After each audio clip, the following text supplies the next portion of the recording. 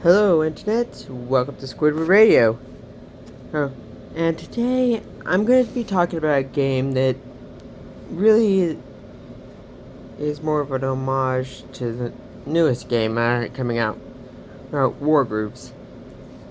Advanced Wars. Now, if you weren't born in the 90s or early 2000s, then I would suggest checking this game out. Heck, even if this game slipped through your radars back then. Now, Advance Wars. Let's see, what to say about it? Well, for starters, there's Advance Wars, and okay, sorry about that. But where was I? Advance Wars. Advance Wars was a series that first started in Japan on the Super Famicom system. Back then, it wasn't very impressive. And this was in the same time Fire Emblem and was just getting its start. In fact, there's quite a bit of similarities and some not between the two. Both are turn-based tactical RPGs. RPGs. And, well, there is two differences to Advanced Wars and Fire Emblem. One, and you have units, but they are more of you have to pay for them. With funds. No, don't worry. This was before microtransactions. But yeah, and your main cast consisted of 5 factions: Orange Star, Blue Moon, Yellow Comet, Green Earth, and Black Hole. I think, look back on it now, Yellow Comet. Well, each representing the United States, Russia, Asia,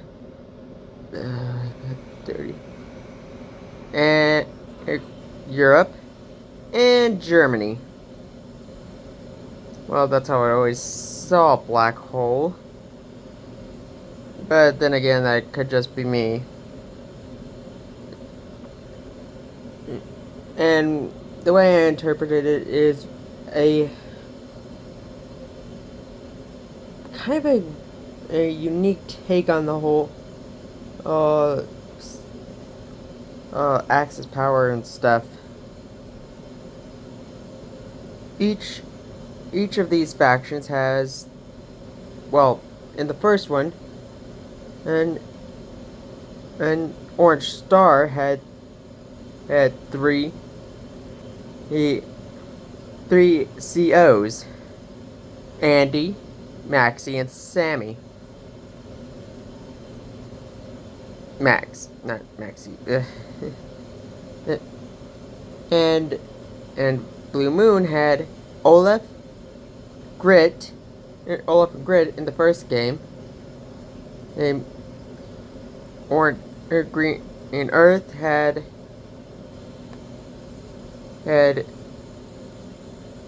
Eagle and Drake, and Yellow Comet had Camby, an old chivalrous samurai, and his daughter. Oh man, I can't believe I forgot. I feel bad. Oh, now I feel bad. And I'll get back to that. Sorry, y'all can look it up if y'all can. And in Black Hole, it was this guy with a gas mask named Stern. And, yeah. Each of them having, and here's the biggest selling point of Advanced Wars, their own unique abilities. Passive and active.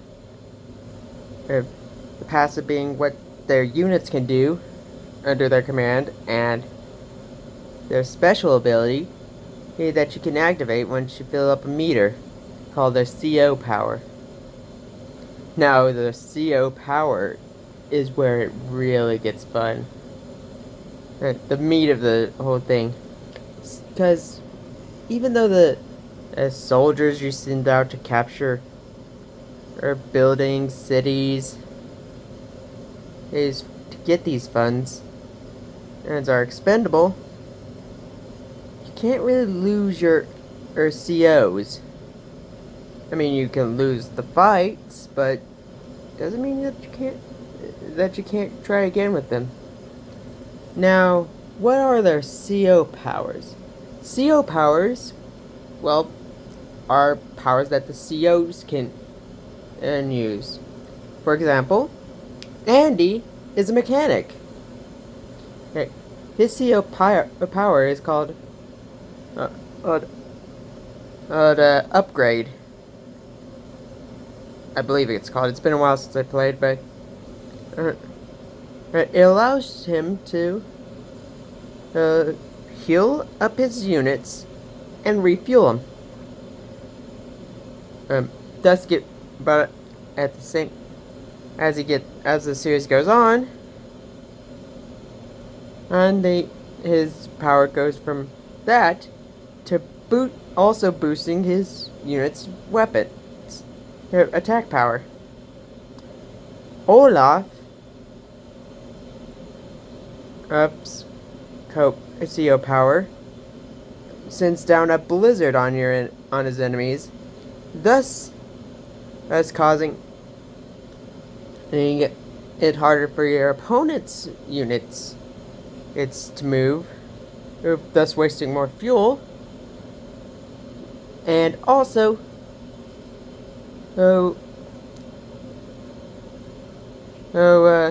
his passive ability, his units can easily maneuver through snowy terrain. Yeah, it could get pretty wild. Now later on, to add the more casts into the second one, each of the other factions got one more unit, or one more CO, and a lot more crazier units to buy for combat. Now, Advanced War 3 Dual Strike is basically when it came to the 3DS. I forgot to mention, and when Advanced Wars finally came to the state, this was during the time when no one really knew anything about Fire Emblem. It had not become popular at this point, though, because of the success of Advanced Wars, Japan thought, let's give, if we're having this much success with this series, why don't we give the Fire Emblem a chance in the States? And though a bit niche now, back then still, Advanced Wars was pretty successful. I remember playing all 4 games, though the 4th one was kind of a retread, and in a more grittier, post-apocalyptic.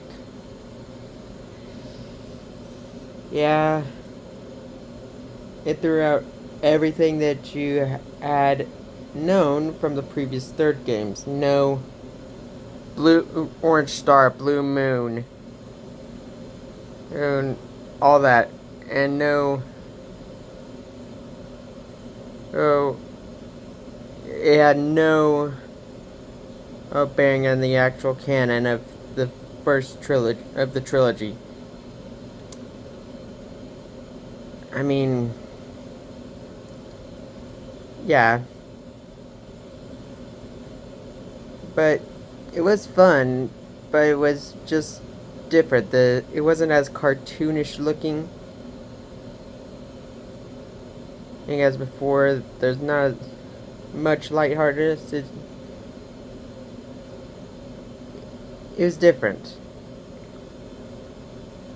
Now, Wargrooves, if I saw the trailers right, were basically was basically like Advanced Wars. You had but instead of your COs not being on the front lines and the units representing your COs, as your commanding officer, the characters are actually sorry, my dog went out. Are actually on the field fighting with you, and have and just like in Advanced Wars can and use abilities. Man, I wish I could play them and play those games again. But now that you have to play them on an emulator or have a spare DS that's working, and though Dual Strikes not what am I saying? Not DS. I mean Game Boy Advanced and Dual Strikes you can play on a DS or a 3DS if you got one. But yeah, if you like, I think that's pretty much all I have to say about it. Advanced Wars, in summary, is a great game. Now, I'll call it here. If you like, leave a comment, like, subscribe, and share. And let me know what you think about Advanced Wars. And I'll see you later.